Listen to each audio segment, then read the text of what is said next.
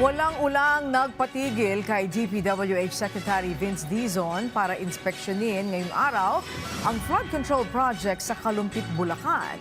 Ayon kay DPWH, target nilang tapusin ang pagpapataas ng dike sa lugar hanggang sa Marso sa susunod na taon upang maiwasan na ang mga pagbaha. Si J.M. Thompson sa sentro ng balita.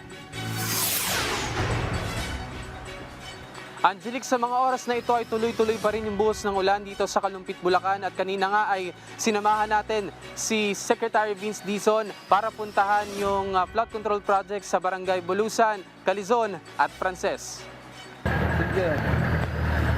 Sakay ng bangka, inuntahan ng Department of Public Works and Highways ang ongoing na flood control project na sinimulan nitong Mayo. Dahil sa tuloy-tuloy na buhos ng ulan bunsod ng habagat, ang Pampanga River, nakadikit ng ilang barangay sa Kalumpit, Bulacan, ay higit na apektado ng mataas na level ng tubig kaya lubog na ang ilang kabahayan.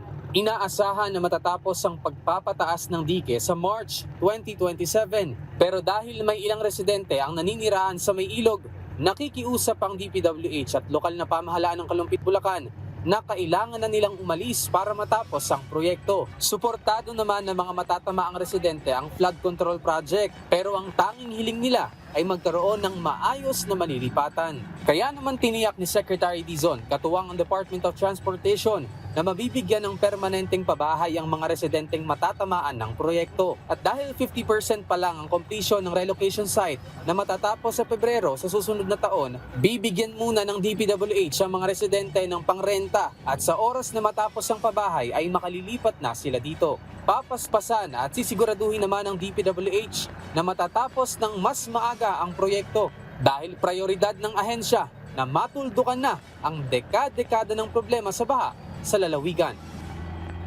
Angelic, sa ngayon, nasa 40,000 na mga residente mula sa iba-ibang barangay ng Kalumpit, Bulacan yung nananatili dito sa training center sa Barangay Poblasyon at tinitiyak naman ng lokal na pamahalaan ng Kalumpit na nasa maayos silang kalagayan habang inaantay pang humupa yung tubig baha sa kanilang barangay. Yan muna ang pinakahuling update mula rito sa Kalumpit, Bulacan. Balik sa inyo sa studio, Angelic. Maraming salamat at ingat, J.M. Thompson.